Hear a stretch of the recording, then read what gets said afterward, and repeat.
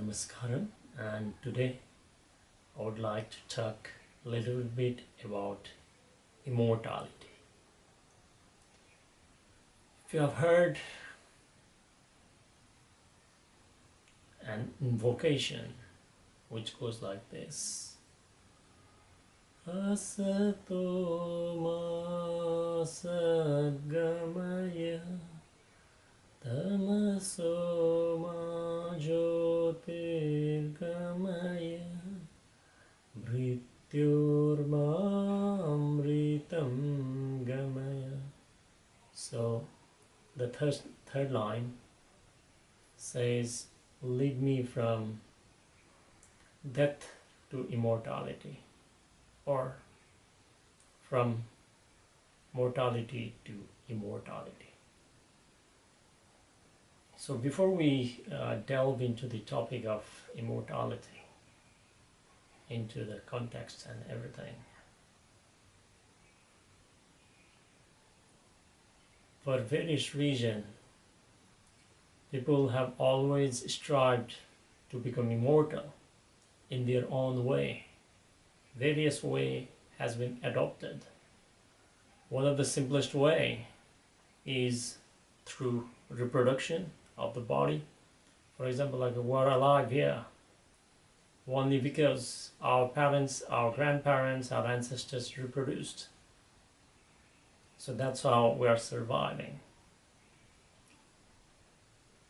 So one of the simplest way, and which happens naturally, is through reproduction.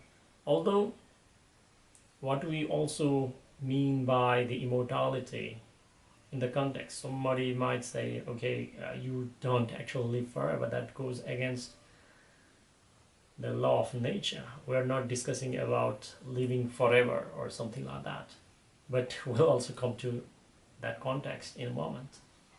But at least for a time being, when people think immortal, is basically we're talking the immortality, at least in the general terms, is in the context of the memory.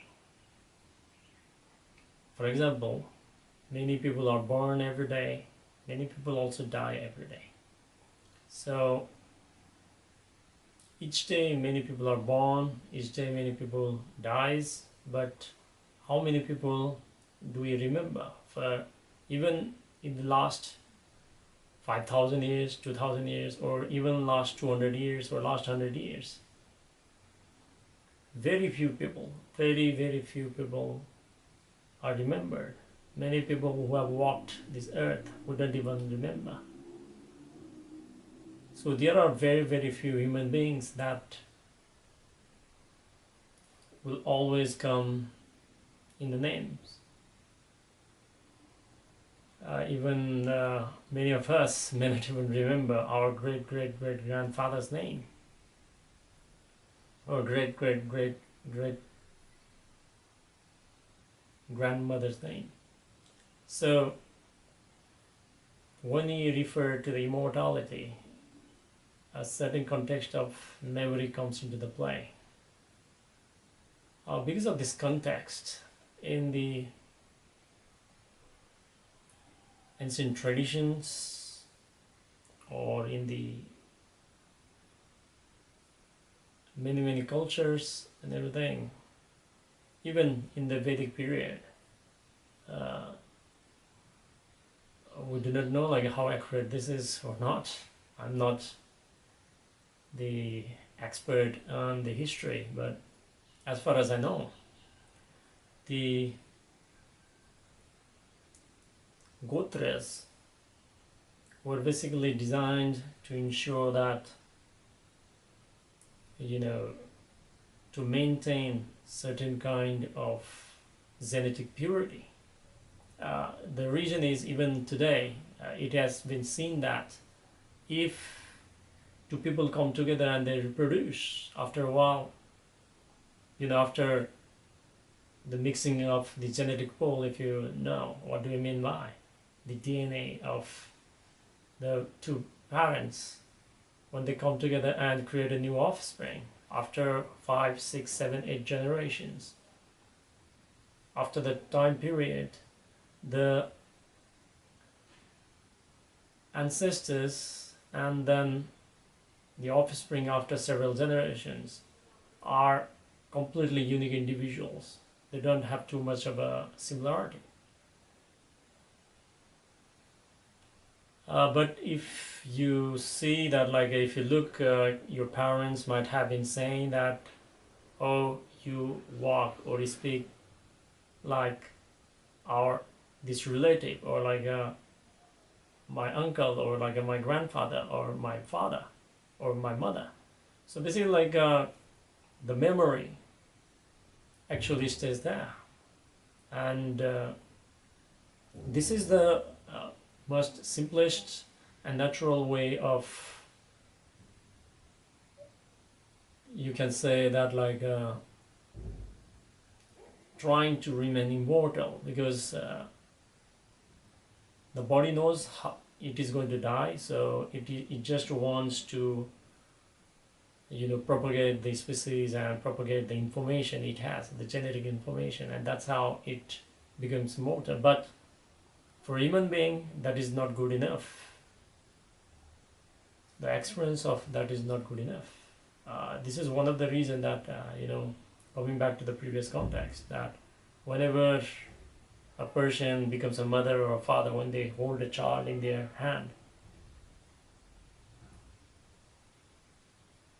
they become so grateful and they get the profound experience, simply because that is the continuity of his existence, or that's the one way of immortality.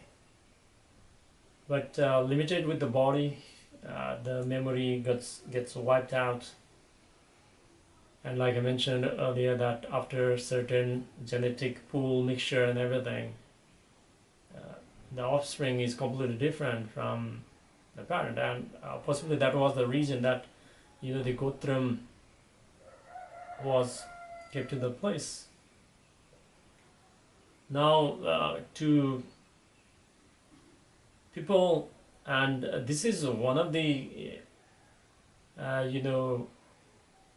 reason that, like people want to do something in their life. They want to do something in their life, something that nobody has done it, but they want to achieve something, simply because they want to write their name in the history. People should remember their name after they have left their body or they have died, if we use the general word.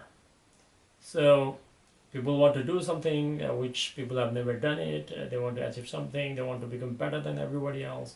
They want to put their name into the history, simply because they want to remain immortal. But this is not only the desire. Like there are many people who actually go out of the line and sacrifice themselves for nation, their society, their creed, their family, or something, and then they have also been immortalized in the memory of the many people. And that's how, even though other people are forgotten, these people are remembered at least once in a while.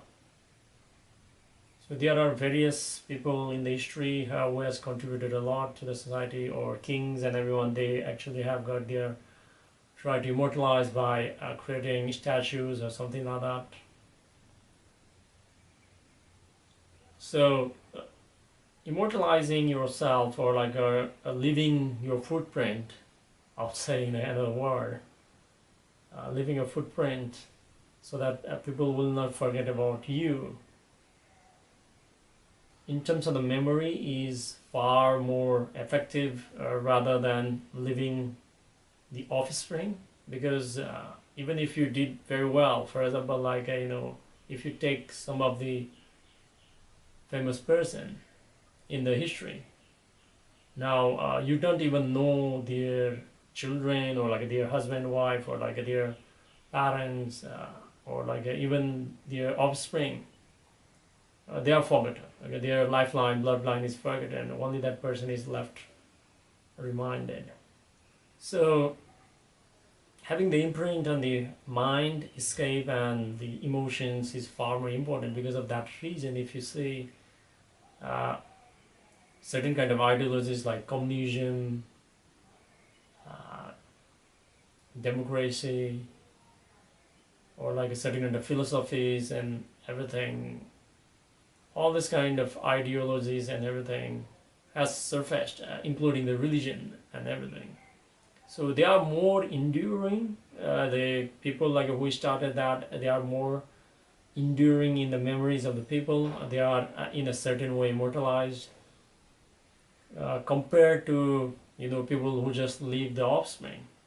For example, like the Shiva Puran or the Bhagavad Gita or any other scripture like that has been enduring for millennia and millennia, simply because it has impact on the people's mind and then the heart. So the deeper the impact it is, the more enduring it is. And not only that, these scriptures and many of these the books, if we want to use the word books, so they are timeless, so they are immortal in a certain way. And that's how why millions, billions of people have walked on this earth. But since Shiva came, the Adi Yogi, but we still remember him. Buddha also walked like nearly 25 to 3500 years ago. We still remember him. And Krishna also, and many other beings like that has walked the earth, and then we still remember them because the contribution they have made, which is very timeless in nature.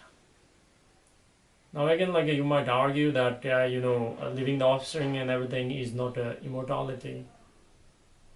The another thing is like making that impact like that is not immortality. Yes, they are indeed not immortality in a sense, but even though they are not there, they are still remembered by people. So in a way they are immortal but not actually immortal. But now I want to delve into more subtle aspects of it, so that we can finally begin why I actually made this video. So discussing the subtler aspects and everything, if you have been initiated into the powerful processes and everything, or because of your karmic structure of the past or something like that, if you go to certain places, or even you must have heard that when someone has passed away, but the family members, they can still feel the presence of the person who has passed away. So after that, like people get scared, they will do certain kind of puja ritual or certain kind of process to ensure that like a certain things does not happen. So why all these things happen? For example, like if a person is dead, has left the body, and then, but why the close family members can still feel his presence? That basically means the person is not actually dead for dead, actually. I know these are a little bit of things that might be difficult to digest for everyone, but it is the case. Not only that, when I did all my advanced programs at Isha, and then when I had the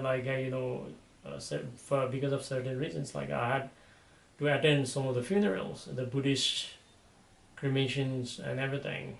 So when I attended one of the funeral, and I just started watching my breath while during the funeral, I was able to the experience the energies that was released while the cremation was going on. So basically, like even after possibly like it might have been at least a day that the person has passed away, even more. But while the cremation was going on, I was able to like experience the presence of, or the energies of that being. And it has happened in other like a shamanic rituals also. I don't want to explore more into this one, but which basically means that just the death of the body or the dropping of the body is not actually death per se, but do we consider it as immortality? Let's not conclude on that one. Let's keep it open as a seeking process. Now, delving further, like I was mentioning before, that if you have been to certain places, for example, like for me, I'll give you my own personal experience when I went to Ramana Maharshi ashram for the first time. I didn't know what it was initially, but a tremendous experience happened to me over there. I didn't know that like it was at the presence of Ramana Maharshi. Ramana Maharshi passed away many, many years ago, or attained Mahasamadhi in terms of the spiritual terminology. So even though he has left his body like nearly half a century ago, or even more than that, but he's still alive over there. He's still alive in terms of the energy form. And as I explored the spirituality through the way of the Kriya Yoga that is being taught from Isha on the guidance of Sadhguru, and even more advanced practices and so on, I become more capable of understanding or like perceiving, experiencing these energies. So as Sadhguru has mentioned that even not only them, but if you look from the scientific point of view, if you sit down in a chair for a long period of time, let's say, and then if you leave, and if we look with the infrared camera, we can actually see the temperature signature that has been thermal signature left behind by you, by the heat of your body. It still remains over there. Similarly, even if we don't use the thermal camera, if we bring a dog, then the dog can notice that you were the one who was sitting over there. Similar to that one, if a sadhaka,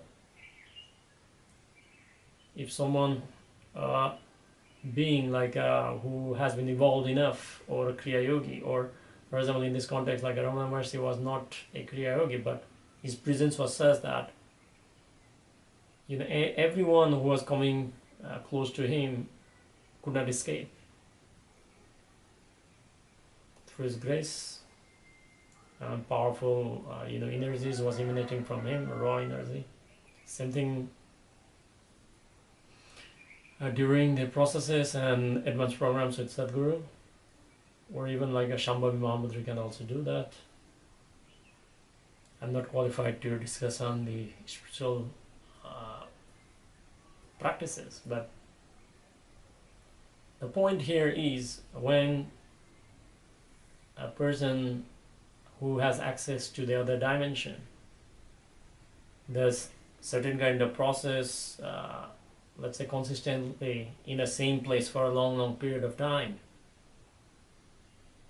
is actually generating a lot of ojas, accumulating a lot of ojas, the spiritual energy, which is basically the non-dimensional, non-physical dimension of energy. So that gets concentrated at a place, location.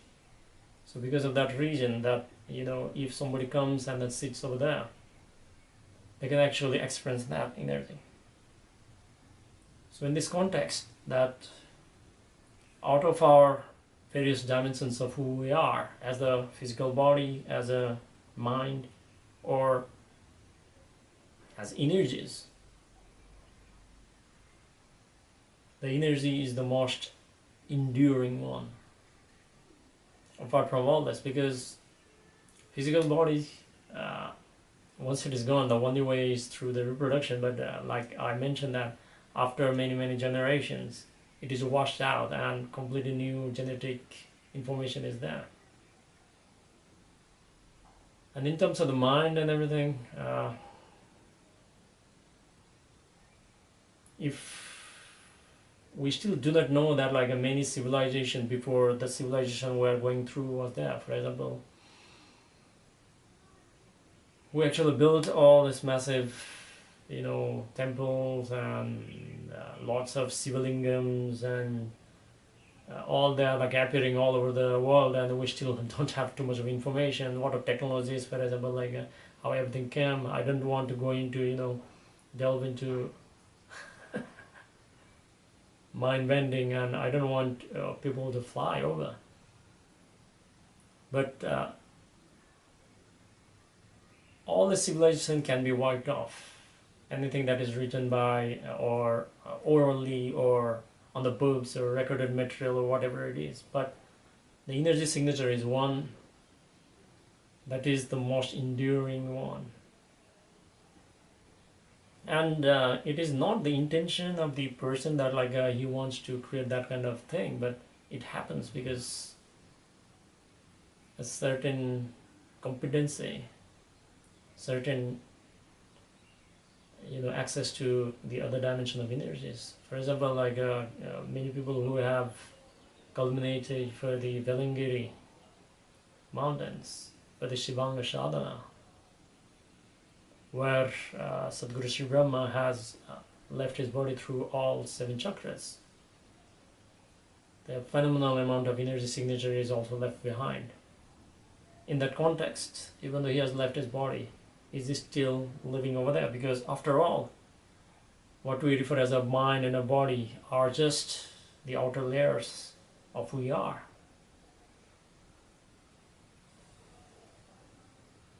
And in the same context,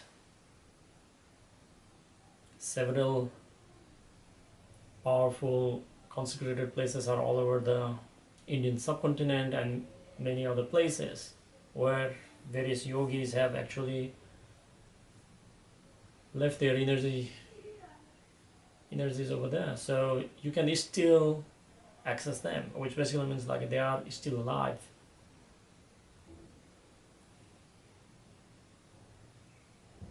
And I don't need to explain about the Kailash. And I think it must be with that context that, we'll say that like it is the abode of the Shiva, because every time when people went to the pilgrimage to Kailash, they experienced his presence beyond the mind and body. And the person who went there and then came back were not the same. They came back transformed. And the lifetime of the Shiva is quite phenomenal. If you follow the scriptures, he's from the beginning of the Shiva Puran all the way to the Mahabharata times, as well as the Ramayana and everything. So it is not that human beings cannot live longer. For example, Agastya Muni, and then in the recent times, Bodhidharma, and then Trailanga Swami also is said to have lived for an extended period of time. I don't want to give the number, you can find it out yourself on the internet also. But very, very enormously unnatural compared to many people. So they had certain kind of abilities. And who can forget about the Mahavdar Babaji also. Now coming back in terms of the energy signature, or like a consecrated energies and everything. We do not know much about the origin of the Kailash and how it been like that, too precise, but one of the one that is going to last for a long time is going to be the Dhanalinga at the southern Kailash, in the Ishaga Center, the one that is consecrated by Sadhguru. So even long after Sadhguru will drop his body for his absolute dissolution, I don't want to go more into the detail. He has already expressed in many different ways. You can find that in many books. But at the same time, it is said that the Analinga is going to last for at least like a 10,000 years. And not only that, even if the earth explodes, it will still be there. So, immortality in the mind and body, there are ways, but the most enduring is in the energy way, is the way of the energies. And if you look from the spiritual point of view, if you arrived to a place where you're neither the mind or the body experientially, and if you are established in that one, then there's no death. There's only life. So both words, mortality and immortality, would be the oxymorons. Because if there is no death, then there is no immortality also. And possibly this is what it is. The mrityorma amritam gamaya is not a desire, but it's the path of the realization that death does not exist.